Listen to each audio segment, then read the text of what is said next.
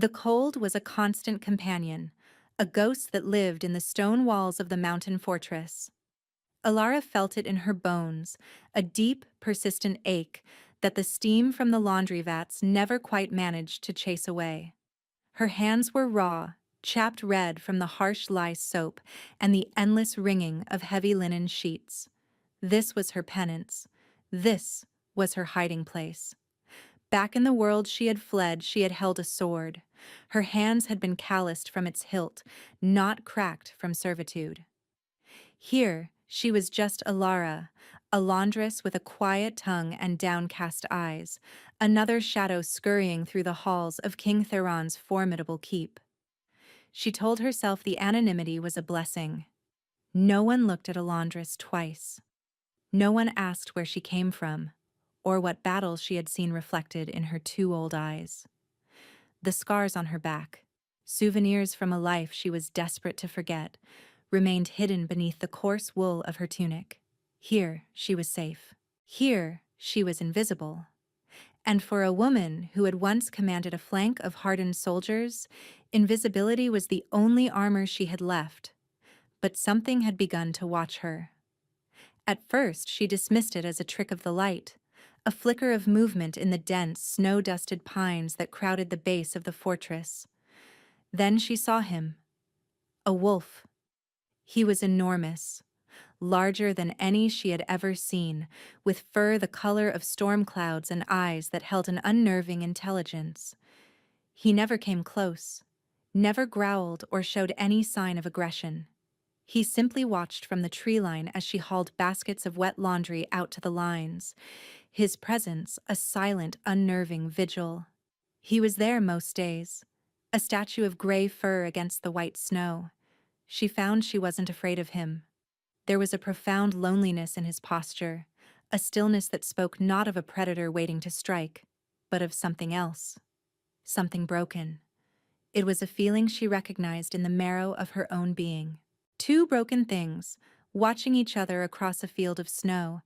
The work was brutal, designed to grind a person down to dust. The other maids and servants were a flock of nervous birds, constantly chattering about the king. King Theron, the Alpha of the North. They spoke of him in hushed, fearful tones, a king who had ruled for 100 years without a queen. A king whose heart was said to be as frozen as the mountain peak his fortress was carved into.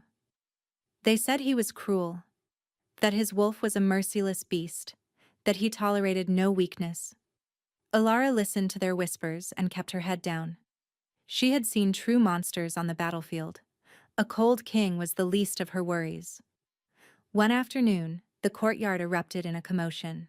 Alara, her arms aching from hoisting a waterlogged tapestry, paused to see what had stilled the usual rhythm of the keep.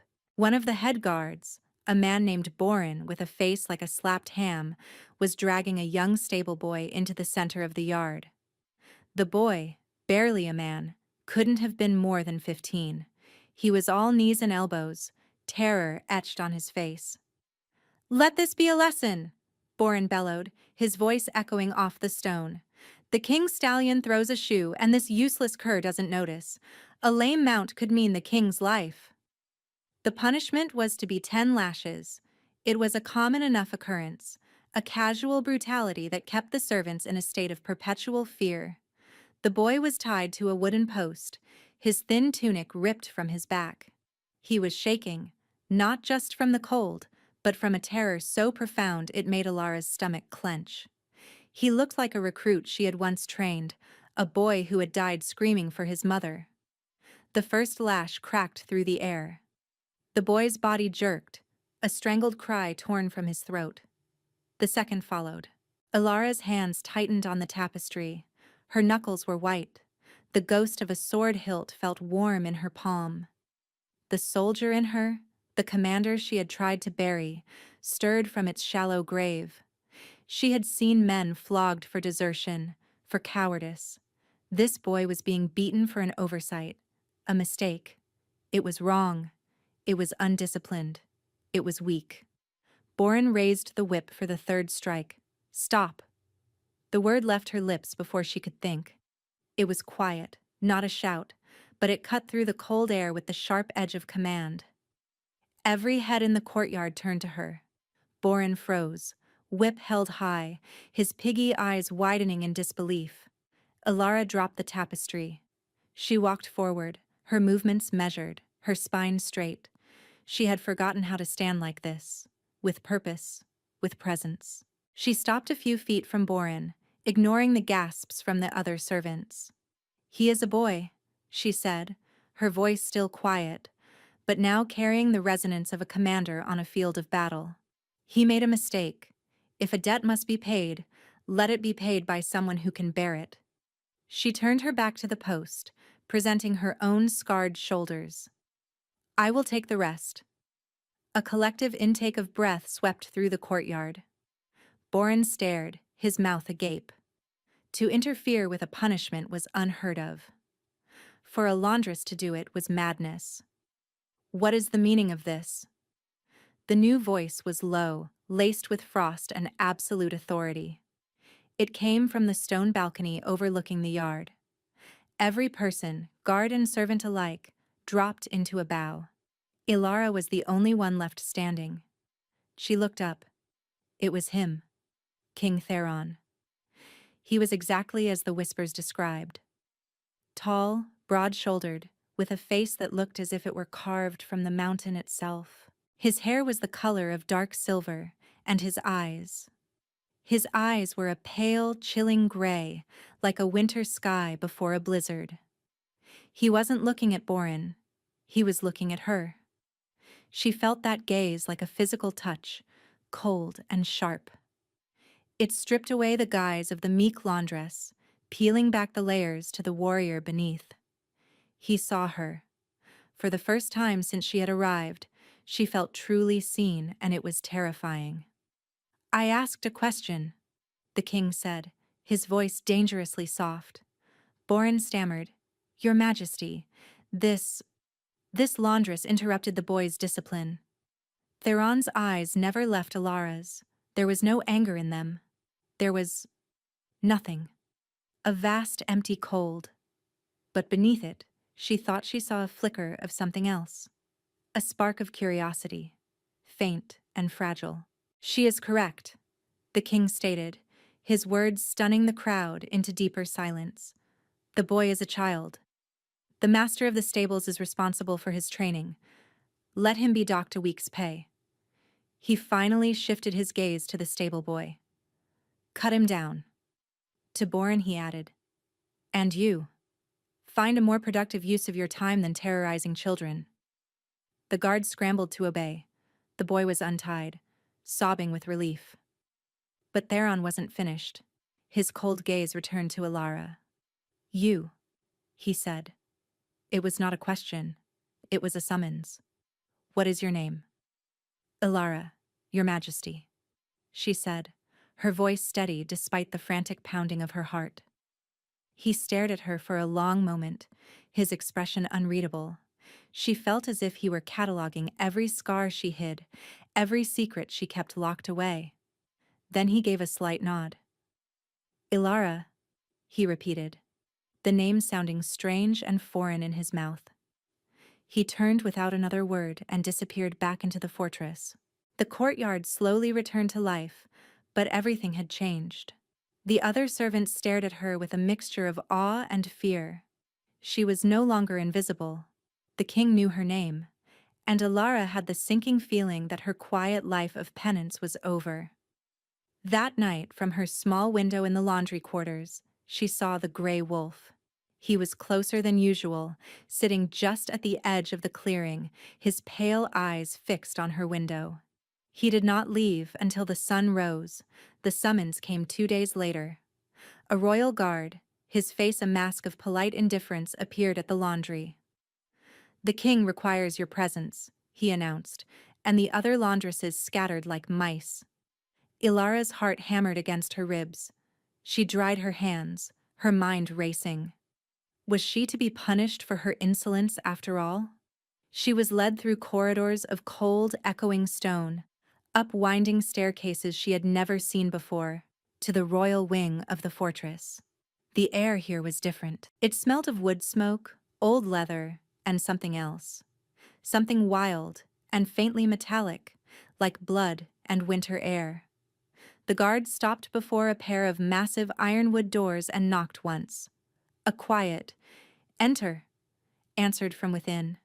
Alara stepped inside, and the guard closed the doors behind her, leaving her alone with the king. The room was vast and Spartan. A huge hearth dominated one wall, but the fire within it was a pathetic flicker, giving off no real heat. The room was freezing, colder even than the hallways. Furs were piled on every surface, thick pelts of bear and wolf, as if in a desperate attempt to hoard warmth. King Theron sat in a large chair near the hearth, but he was huddled into himself, wrapped in a heavy cloak of black fur.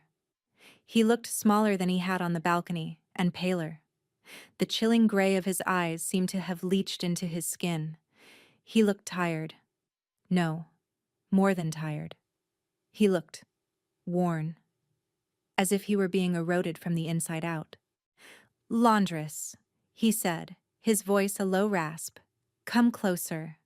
She approached cautiously, stopping a respectful distance from his chair. She could feel the cold radiating from him. It was an unnatural cold, a living thing that seemed to cling to him like a shroud.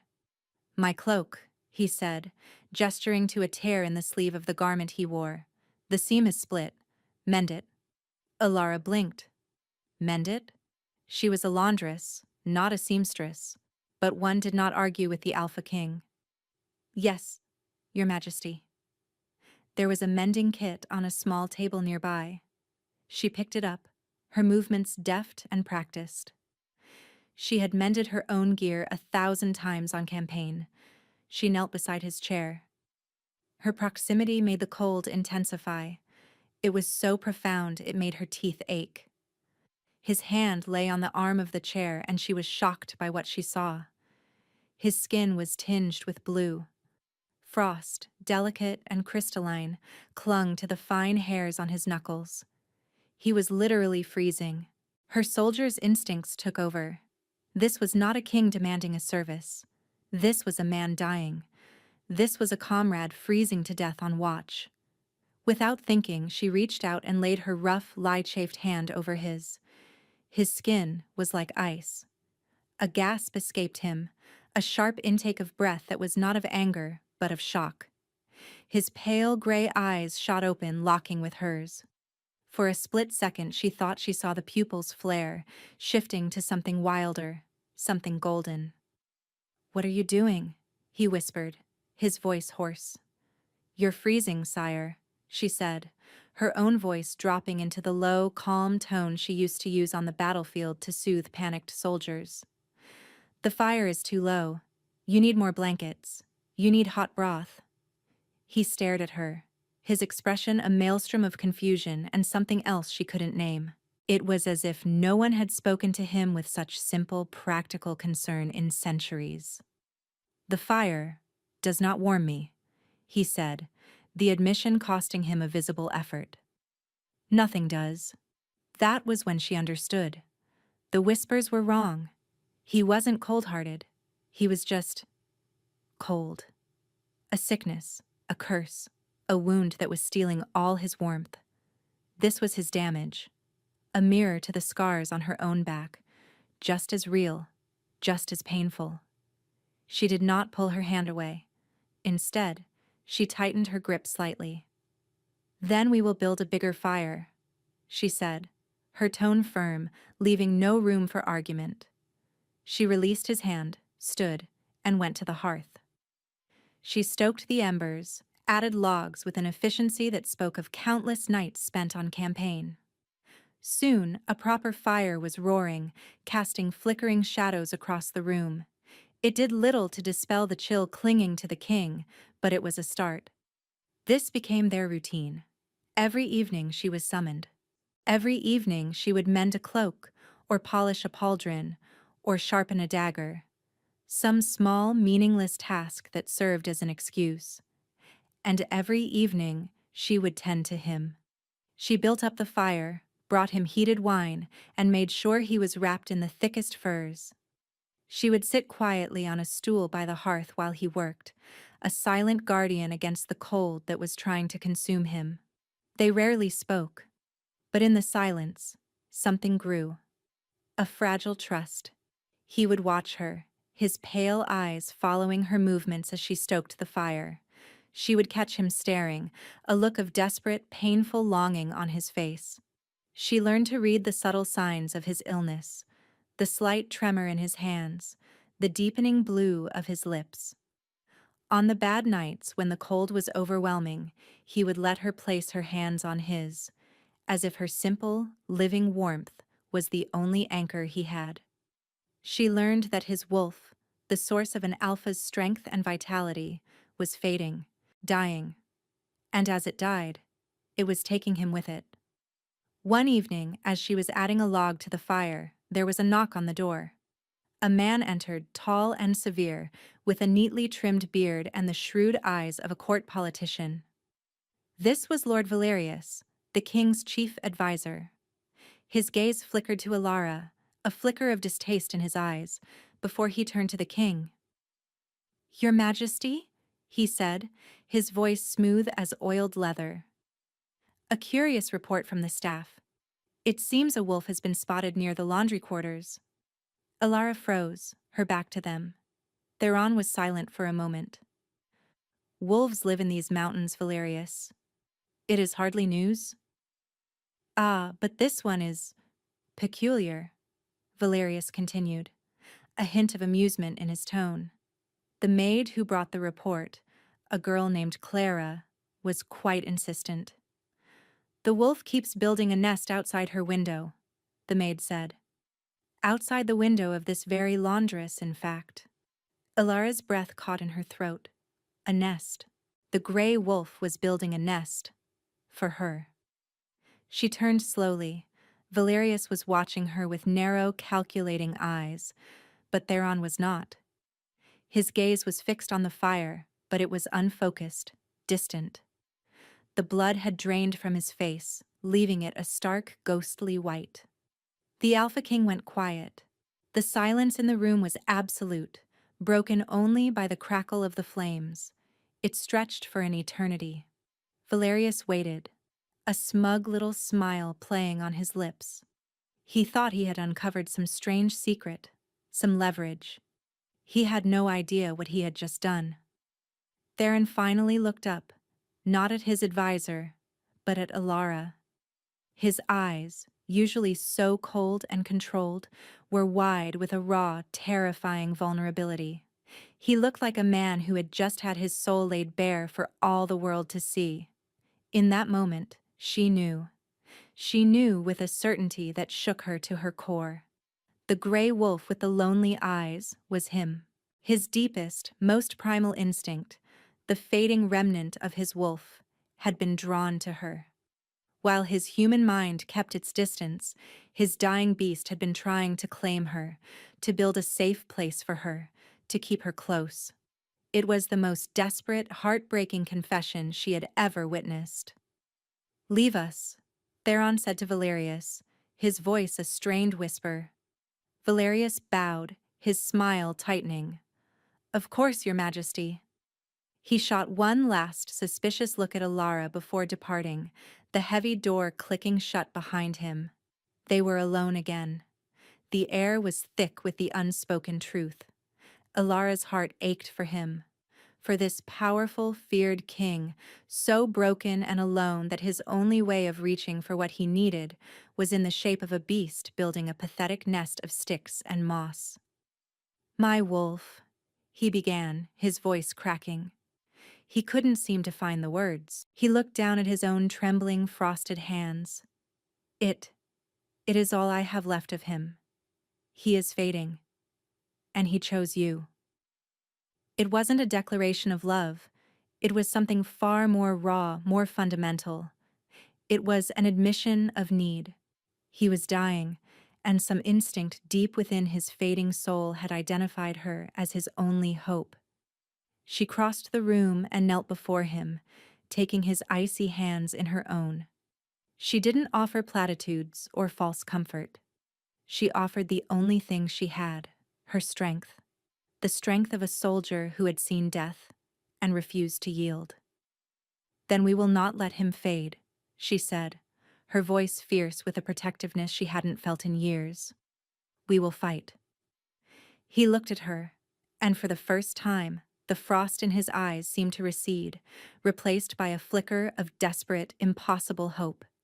He leaned forward, resting his forehead against hers. His skin was so cold it burned, but she didn't flinch. She felt the slight tremor that ran through his massive frame, the shudder of a man who had been alone with his pain for a century and had just found someone willing to share the burden. "Alara." He breathed her name like a prayer, and in that one word she heard the confession he could not speak. It was not just his wolf that had chosen her. Lord Valerius was not a fool. He had served the king for 30 years, and he had seen the slow, inexorable decline. He had watched the Alpha King of the North, a being of immense power, slowly succumb to a strange, wasting sickness that no healer could name. For years, Valerius had been patient, consolidating his power on the council, forging alliances, waiting for the old wolf to finally fall. And now, this laundress had appeared, this nobody with defiant eyes. Since her arrival in the king's chambers, Valerius had seen a change. A flicker of life in the king's eyes, a resistance to the cold that hadn't been there before. She was not a cure, Valerius reasoned, but she was a complication, a variable he needed to eliminate. He began his work subtly. Whispers in the corridors about the commoner who had bewitched the king, rumors that she was a spy from the southern kingdoms, the same kingdoms Alara had fled. Valerius's agents were thorough. They dug into her past, and it didn't take them long to find the truth. Alara of the Steel Legion, a decorated field commander who had deserted her post after the bloody siege of Oakhaven, a traitor. Valerius held this information like a dagger, waiting for the perfect moment to strike. He saw how Theron had become dependent on her presence, how her quiet strength seemed to hold the worst of his affliction at bay. He had to separate them.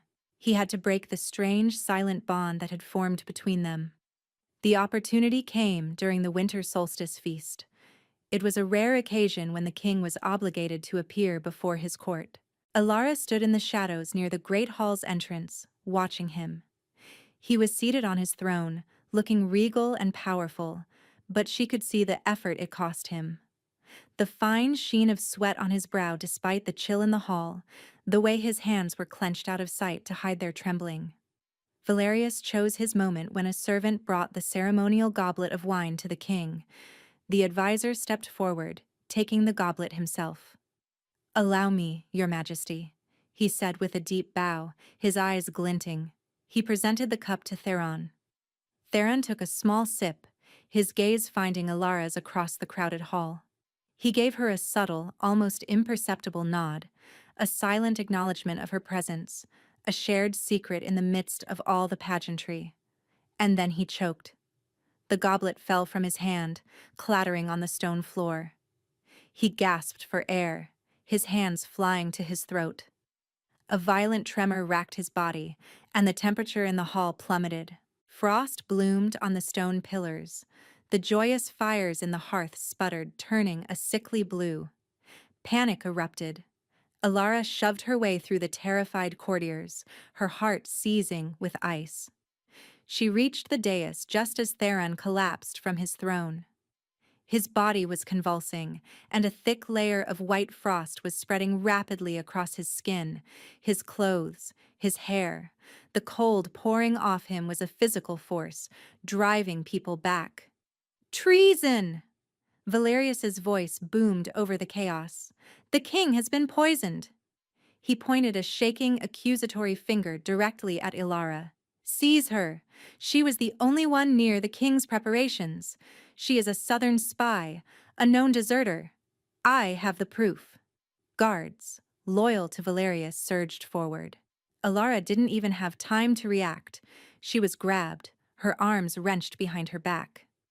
Her eyes were locked on Theron, who lay still now, encased in a shimmering cocoon of ice. He looked like a king entombed in glass. "Theron!"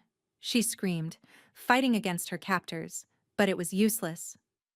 "Take the witch to the dungeons," Valerius commanded, his face a mask of feigned grief and righteous fury. "She will be executed for her crimes at dawn." As they dragged her away, she saw Valerius kneel beside Theron's frozen form. He placed a hand on the ice, and a cruel, triumphant smile touched his lips for just a second. He hadn't poisoned the king. He had known this would happen. He had known that the shock, the accusation, the stress of her being threatened would be enough to shatter Theron's fragile hold on his fading life force. He had used her as the weapon to deliver the final blow. The dungeon was the coldest place Alara had ever been. It was a pit carved out of the mountain's root, a place of absolute darkness and damp, bone-aching cold. They threw her into a cell, the heavy iron door slamming shut with a sound of finality. There was no light, no blanket, only the stone floor and the slow, steady drip of water somewhere in the darkness. Despair washed over her, a tide of black hopelessness. Theron was gone. The flicker of warmth she had coaxed back to life in him had been extinguished. He was frozen, a monument of ice, and she was here, helpless, waiting to die.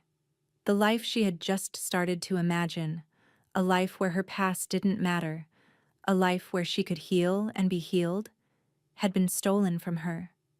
The cold of the cell began to seep into her. It was a familiar enemy, but this was different.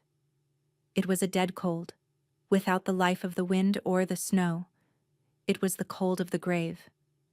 She huddled against the wall, wrapping her arms around herself, but it was no use. Her teeth began to chatter. Her limbs grew numb. She thought of Theron. She pictured him in his chair by the fire, his pale eyes watching her with that desperate, silent plea. She remembered the shocking cold of his skin, the tremor in his hands. He had fought this every day for years, this slow, creeping death. He had faced it alone, and she had been his hope. The thought was a small, defiant ember in the crushing cold of her despair. His wolf had chosen her. His soul had reached for her. Valerius had taken her away, and in doing so, had sentenced them both to death.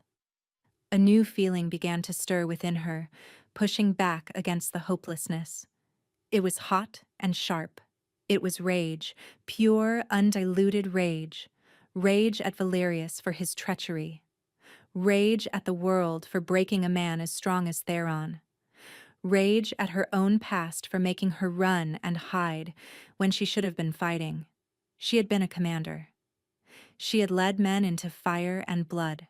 She had faced down horrors that would make a lesser person insane. And she was going to die here, shivering in a dark hole? No. The word was a silent scream in her mind. No. He was not gone. She refused to accept it. As long as she was breathing, he was not gone. She would not let him die alone in the cold. She closed her eyes, shutting out the oppressive darkness of the cell. She focused on one thing, the memory of Theron's cold skin beneath her hands. She remembered the desperate way he clung to her warmth, the way a drowning man clings to a piece of driftwood. He needed warmth. He needed a fire in the heart of his winter. She would be that fire. She pushed, not with her muscles, but with her will. She poured all her rage, all her grief, all her fierce and desperate love for the frozen king into a single point inside her chest. She imagined a spark, a tiny ember, like the ones she would coax to life in his hearth. She fed it with her memories of him, of his silent suffering, of the vulnerability in his eyes. Something shifted within her. A dam she never knew existed. A wall built of old trauma and self-doubt, cracked. A warmth, faint at first, then growing stronger, began to spread through her veins. It chased the dungeon's chill from her limbs. It was a startling, unfamiliar sensation. She held out her hands in the darkness. They were trembling. She focused on the warmth, pulling it from her core, pushing it outward. A soft orange light bloomed in the center of her palm. It was no bigger than a candle flame, but it was real. It flickered, casting dancing shadows on the damp stone walls. She stared at it, her breath catching in her throat.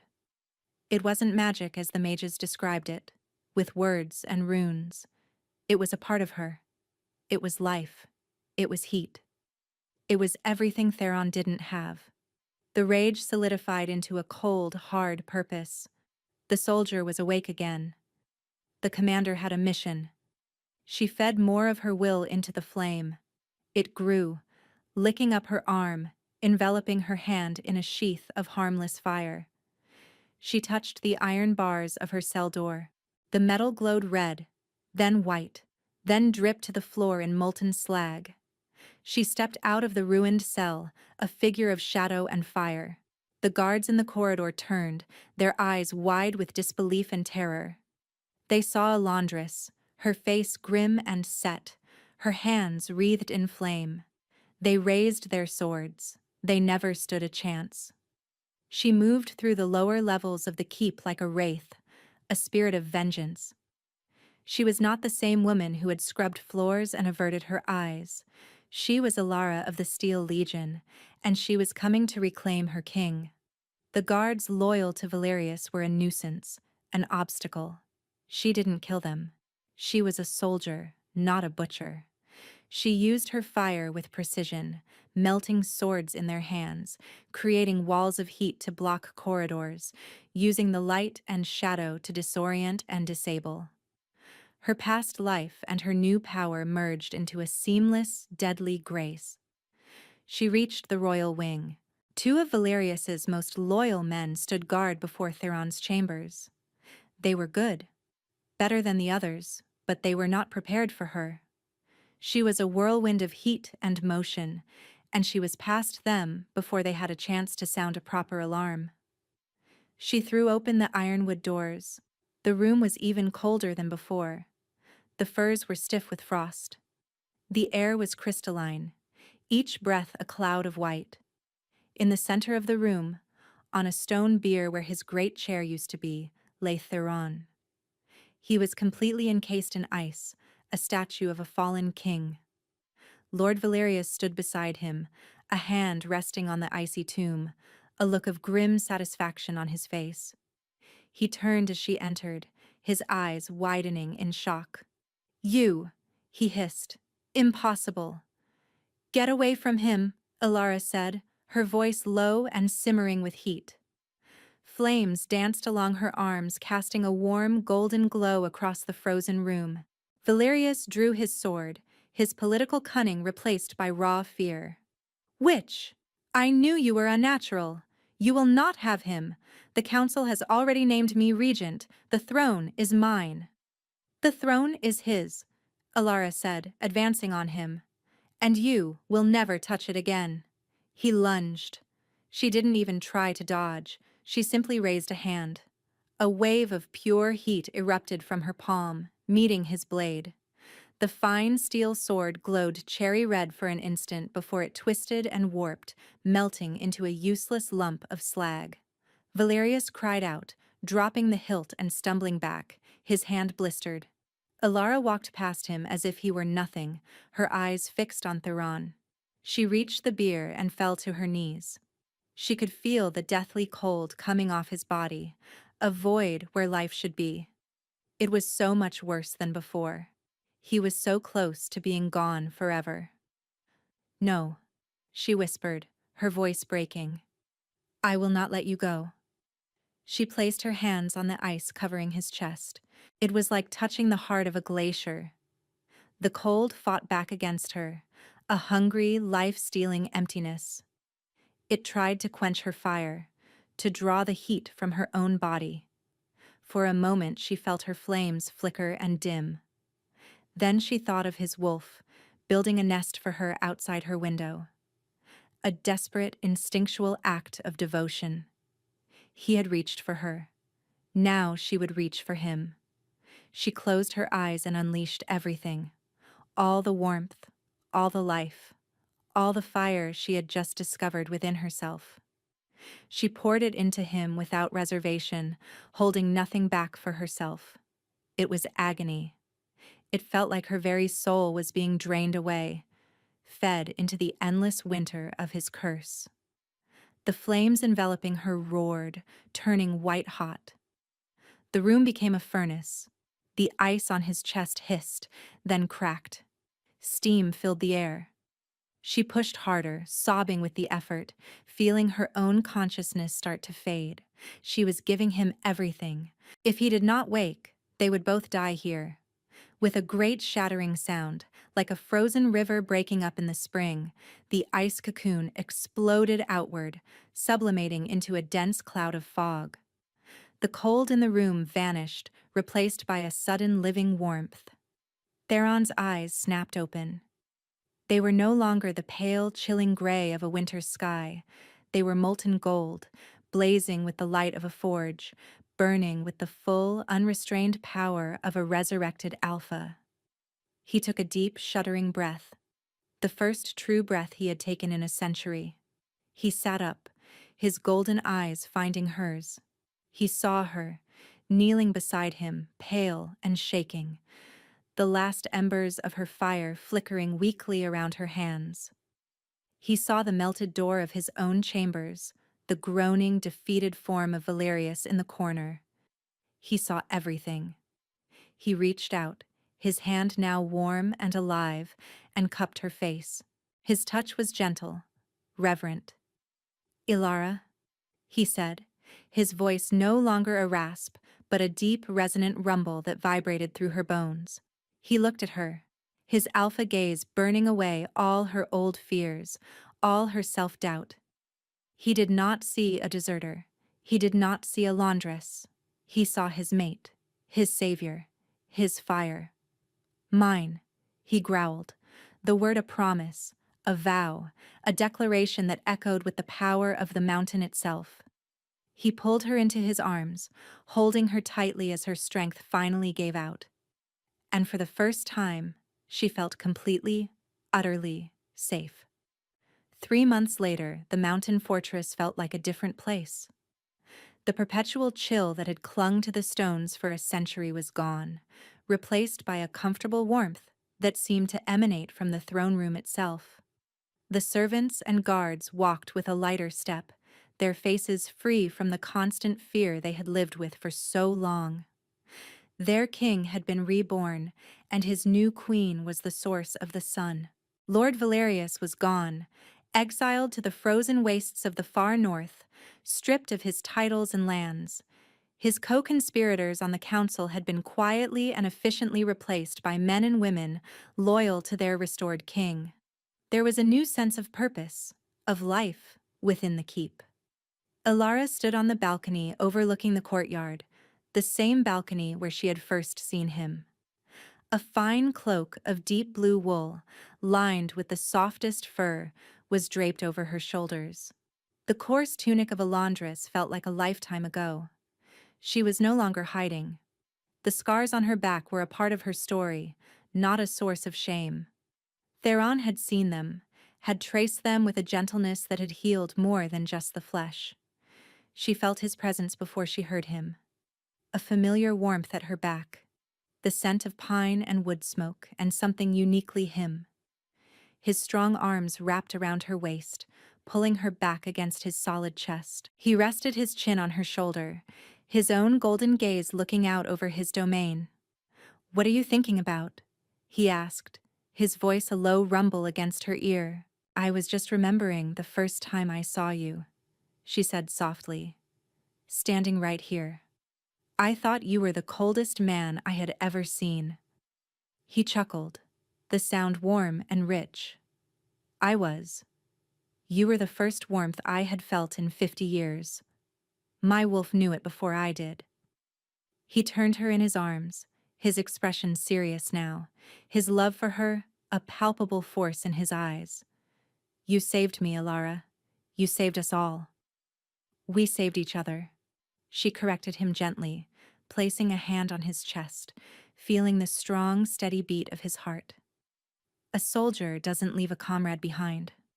He smiled, a true, breathtaking smile that transformed his harsh features into something beautiful. Is that what I am? Your comrade? You are my king, she whispered, leaning up to kiss him. My mate, my love, and my comrade. Always. Later that day, she looked out the window of their chambers. It had been her window once, when she was a laundress dreaming of being invisible. Now it was theirs. Down below, at the edge of the tree line, was the nest. It was no longer a pathetic pile of sticks and moss. Over the past months, it had been fortified and woven with branches of evergreen and strands of brightly colored ribbon. It was a permanent structure now, a strange and beautiful monument to a desperate hope. As she watched, a figure emerged from the fortress and walked across the snow-dusted ground towards it. It was Theron. He carried a small, freshly cut branch of fir. He knelt before the nest and carefully, tenderly, wove the new branch into its structure. He was not a beast now, driven by a dying instinct. He was a man, a king, tending to the foundation of their new life.